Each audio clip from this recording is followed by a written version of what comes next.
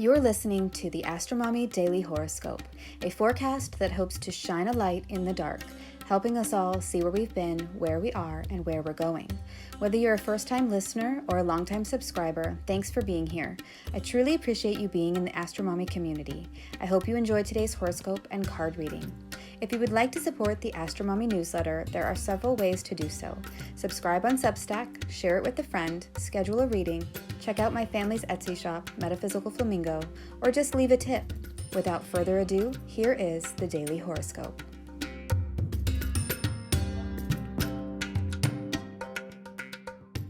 April Fools, well, about not writing a weekend post anyway. Moon, Trine, Jupiter, and Mercury. Weekend horoscope for April 1st through the 2nd, 2023. Good morning, friends. Well, April Fools. I wish I could say I was kidding about my food stamps, but I was kidding about not writing a weekend forecast for you all. So I am depressed, but not too depressed to write. It actually goes with the astrology affecting my chart because Venus and Uranus just had their conjunction in my 12th house, forming squares to my midheaven. So a sudden upheaval in regards to my finances that I wasn't expecting that will change the course of the trajectory of my destiny. Maybe this will actually be good, like killing the cow. My financial woes aside, the horoscope keeps me going. In the beginning, writing every day was kind of draining, and I wasn't sure if I was going to be able to keep it up. But then something shifted throughout the process, and it doesn't feel like a drain anymore, but rather something that seems to recharge and uplift me instead. Hallelujah! I'm not sure why that is, but you know what? It's probably in my astrology. Beginning of rant. Honestly, the biggest downer about writing the horoscope is people who subscribe but then never read a post. They either open their emails but clearly don't read them, or they just delete them altogether, not giving the newsletter a chance. I don't really mind the people I don't know who do this, but my friends and family who do this, you know who you are, it's hard to not get hurt feelings, especially with my Pisces moon. End of rant. Okay, let's get into the astrology. This is a transition weekend because the moon will be in Leo on Saturday and then in Virgo on Sunday. So on Saturday, the urge to hang out, relax, and have a good time will be strong, especially since the moon on Saturday will be making a square to Venus in Taurus, right about the time that I sent my April Fool's message. This represents wanting the best things, the finest things in your life that bring you joy, pleasure, and a good harvest. And if you don't feel like your standards are being met, it's going to be time to get rid of them. Out with the old and in with the new, fresh and exciting, that support having a good time and enjoying life. By 9:24 a.m. Eastern Time on Saturday, the moon in Leo will form a trine with Jupiter in Aries, and this has the potential to bring in massive blessings. The moon and Jupiter in a harmonious aspect mean good fortune, increased wealth, popularity, and abundance, and is an indication that the morning will be happy, joyful, and plentiful, meeting your emotional needs and bringing you love and support. Saturday night could be real and lively, for the moon will perfect a quincunx to Neptune in Pisces, indicating that we don't want to get lost in the illusion or escape into our wine glasses. We want to feel everything and feel it passionately. Late Saturday night on the West Coast at 11:02 p.m. or early Sunday morning on the East Coast at 2:02 a.m., the moon forms yet another harmonious trine, but this time it's to Mercury in Aries, bringing great conversations, thoughtfulness, opportunities for travel or networking, and an overall feeling of harmony between thinking and feeling. On Sunday, the moon makes her ingress into Virgo at 6:57 a.m. Eastern Time. So if you had a good time on Saturday and made the house a bit of a mess, you'll have the energy to clean things up on Sunday. I have been rearranging and starting to decorate the parts of my house that I am not planning on painting, and it has been a lot of fun. The Venus and Taurus energy has been really inspiring me to beautify things in my environment, so I think Sunday will be full of decluttering, organizing, and probably labeling things, thanks to the Virgo moon energy. The moon does make an opposition to Saturn at 12:44 p.m. Eastern Time on Sunday, so this could be a bit of a downer, but hopefully this just means that you are writing lists and checking things off your to-do lists like I plan on doing. The seriousness of Saturn coupled with the Virgo moon energy and a challenging opposition could be used to our advantage by writing out our ideal scenarios but then remembering to be flexible about them.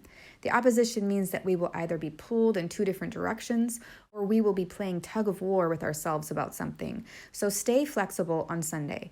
Things may not go according to plan, but things could still go smoothly if we keep this sentiment in mind. The moon does form a sextile to Mars in the afternoon at 3:07 p.m., so this reinforces that sentiment. Stay flexible and try to go with the flow, and things should work out just fine.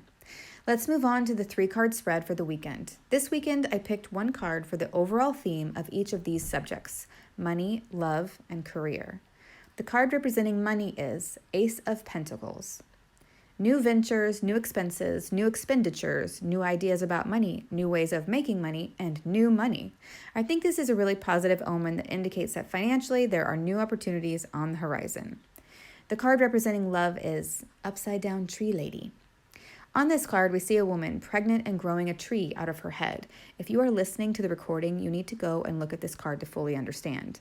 My first impression is many roots leading to a single receptive figure, looking at love from a different angle. This image feels like recreating love in your life.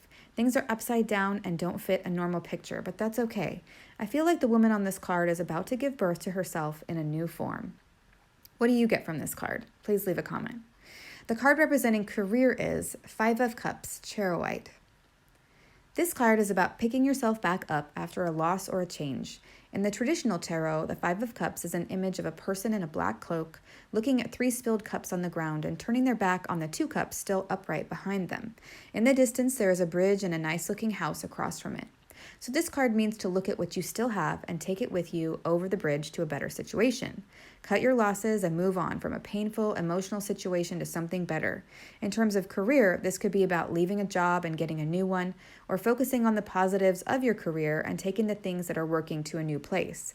The gemstone charoite, as it is described in the little book that comes with the deck, is a stone that, quote, helps us integrate mental and spiritual development into our daily life and practice it. It teaches us to understand that we are a soul living in a body. This stone brightens the shadows of anxiety, fear, and guilt with the light of perception. As a result, we become more aware of our aims in life, unquote. So this stone helps us to still see the 2 full cups that we still have so we can continue on our journeys. Let me know if this reading resonates with you in the comments. I hope this is helpful. Until Monday, AstroMommy. Thank you for reading or listening to the Daily Horoscope. Quick links and resources can be found at the bottom of the newsletter. Today's cards were pulled from 3 different decks: the Celestial Tarot, Soul Cards 1 by Deborah Koff-Chapin, and the Tarot of Gemstones and Crystals by Helmut G. Hoffman. Some are available on Amazon. If you seek knowledge and enlightenment, the AstroMommy newsletter may be right for you.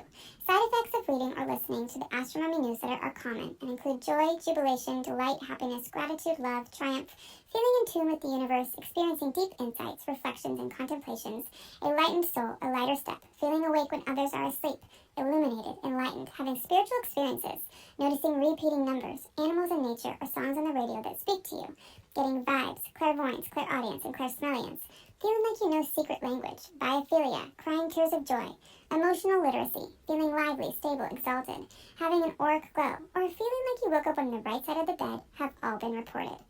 If you purchase anything through the affiliate links that I provide in the newsletters, I will make a very small commission. Thanks for listening.